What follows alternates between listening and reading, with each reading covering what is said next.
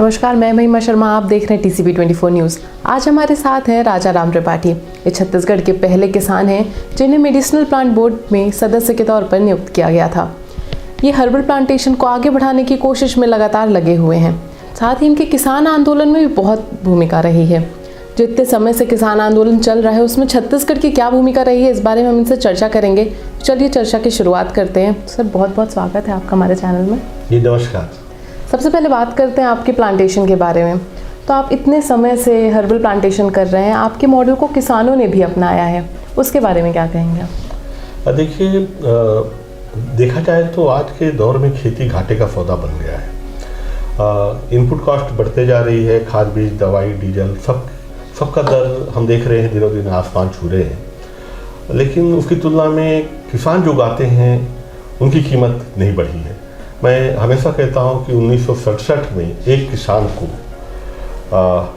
जो खेती करता था उसे अपने एक बोरा गेहूं के 70 रुपये मिलते थे और उस समय एक शिक्षक की तनख्वाह लगभग 70 रुपये थी। यानी एक महीने की तनख्वाह में एक बोरा गेहूं खरीद सकता था।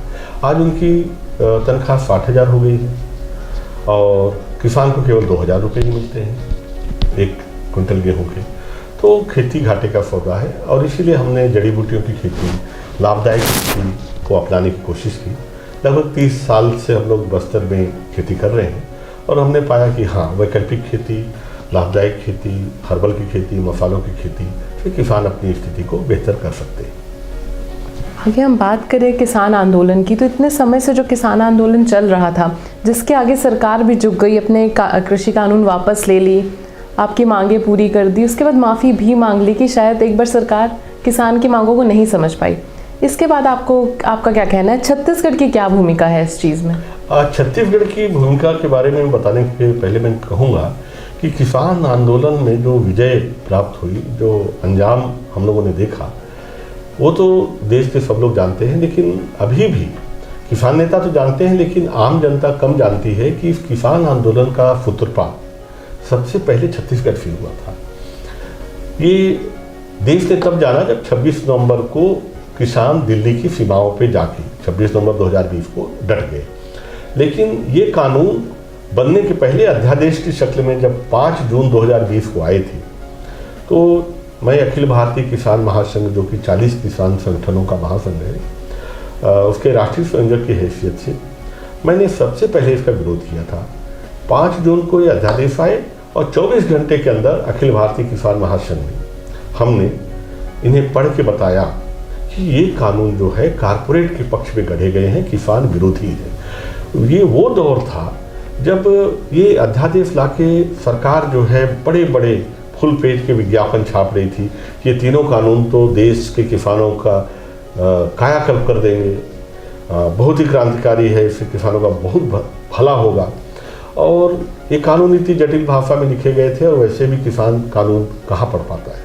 ज़्यादातर किसान संगठनों ने उनका स्वागत किया कि चलो भाई, बड़ा अच्छा हुआ, तो कितनी भी मात्रा में हम भंडारण कर लेंगे। अब बड़ी कंपनियां आके हमको खाद बीज दवाइयाँ बिना पैसे के देंगी और माल भी खरीद लेंगी और मंडी का भी झंझट नहीं है। तो शुरुआत में ऐसा था कि लोगों को लगा कि ये तो वास्तव में बड़ा अच्छा कानून है। तो किसान संगठनों ने भोलेपन में सारे बड़े बड़े किसान नेताओं ने स्वागत कर दिया। तो सबसे पहले छत्तीसगढ़ के कोंडागांव से ही इसका विरोध चालू हुआ। हमने 48 घंटे के अंदर पूरी मीडिया को लिखा, सबको लिखा कि भाई ये कानून वास्तव में किसानों के हित में नहीं है। और हमने प्रधानमंत्री जी को भी लिखा था, कृषि मंत्री जी को भी बाद में लिखा कि इन कानूनों में गंभीर खामियां हैं। तो पहली बात तो सबसे पहले छत्तीसगढ़ ने ही इन तीनों कानूनों के खिलाफ आवाज़ उठाई।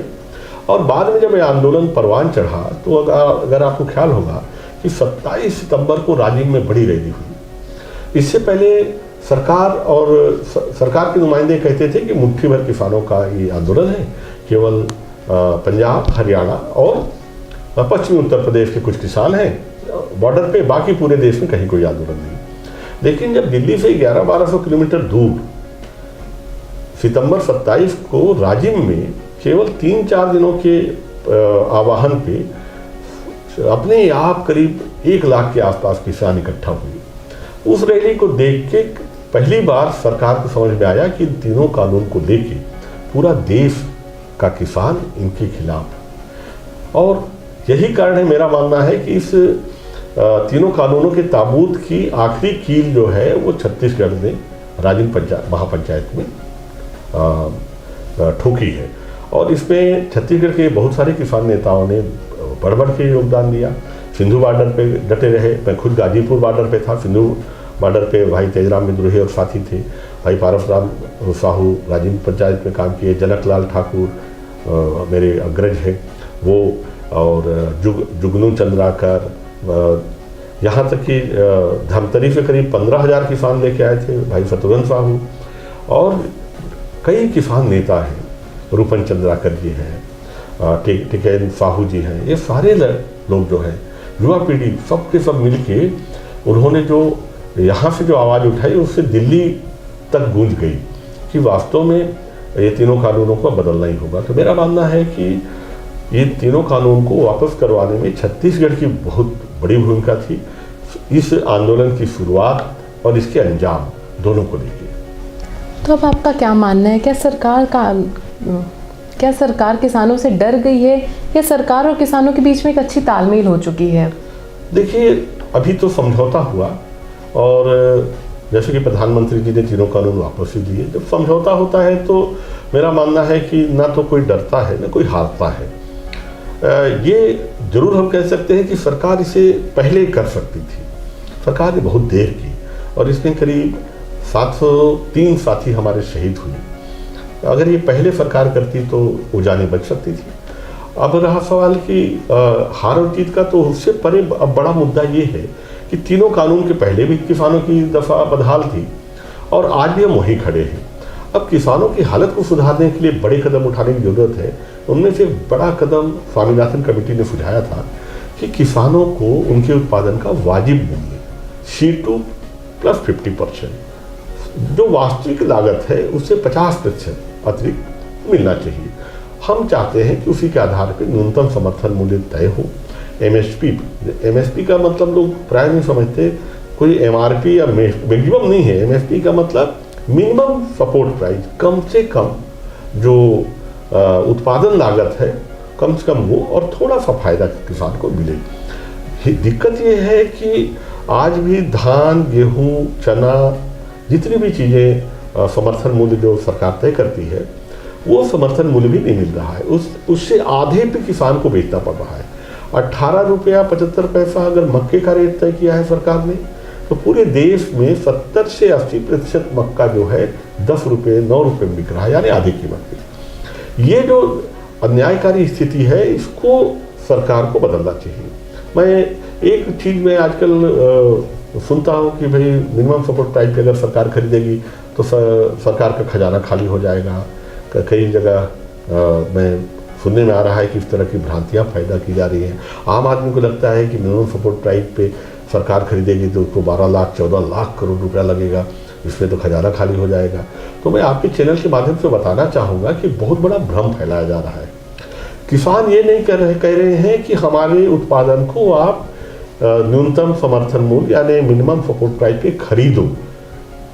किसान केवल ये कह रहे हैं कि साहब आप खरीदो या मत खरीदो, हम हाथ जोड़ की विनती करते हैं, हम आपको खरीदने के लिए नहीं कह रहे हैं।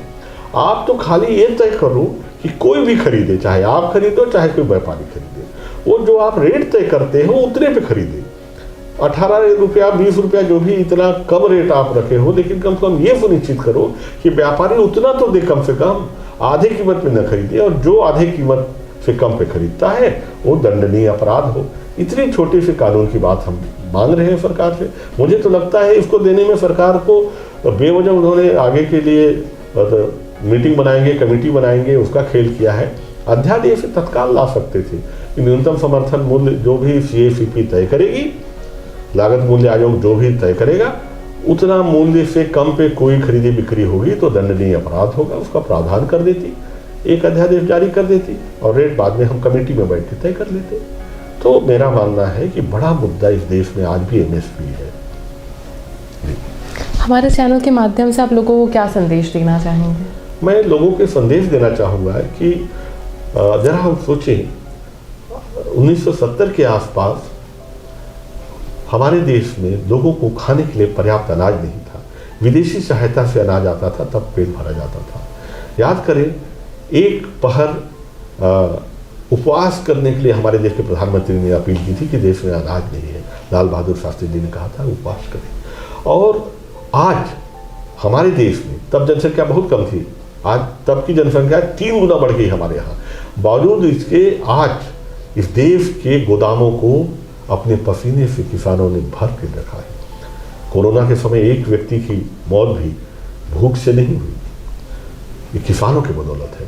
तो मैं देश से यही अपील करूंगा कि किसानों के खिलाफ जो वातावरण बनाया जा रहा है उसके बहकावे में ना आए। देश के अन्नदाता है किसान, और अपने खून पसीने से जो चीज़ें पैदा करते हैं उनको उनकी वाजिब मूल्य दें। आप जब बाज़ार में जाते हैं, एक पेन, चश्मा, जो भी कपड़ा कुछ भी खरीदते हैं, तो जो रेट उसका निर्माता तय कर देता है आप वो देते हैं। आप 20 रुपये लीटर पानी की बोतल हमेशा खरीद के पीते हैं, कभी नहीं सवाल उठाते। तो कम से कम न्यूनतम समर्थन मूल्य धान का 20 रुपया 25 रुपये के अंदर है, मक्का 19-20 रुपये है, गेहूँ 20 रुपये के आसपास है। कम से कम उतना तो दें आप लोग। मेरा यही अपील है कि किसान को उसका सम्मान भी चाहिए और उसके पसीने की कीमत चाहिए। और किसान इस देश का सबसे बड़ा वर्ग है, 70% लोग किसान हैं। सेना में भी किसानों के ही बेटे हैं, गांव में शिक्षक भी किसानों के बेटे हैं। ये देश की अर्थव्यवस्था किसान से चलती है। किसान समृद्ध होगा तो व्यापार समृद्ध होगा, कारखाने भी चलेंगे, कारखानों के पहिए भी घूमेंगे और देश समृद्ध होगा। बस यही कहना चाहता था। बहुत धन्यवाद आपका हमको समय देने के लिए। तो जैसे कि हमने बात करी राजा राम त्रिपाठी जी से, और हमने जाना कि किसानों की क्या परिस्थिति है अभी हमारे देश में, और आगे इनकी क्या क्या मांगे हैं, क्या क्या चाहते हैं ये सरकार से। इतना ही नहीं बल्कि छत्तीसगढ़ में किसान आंदोलन के तरफ क्या भूमिका रही है छत्तीसगढ़ की, इनकी क्या भूमिका रही है, ये सब हमने इनसे चर्चा में जाना है। आज के लिए बस इतना ही। लगातार खबरों के लिए बने रहिए TCP 24 न्यूज़ के साथ।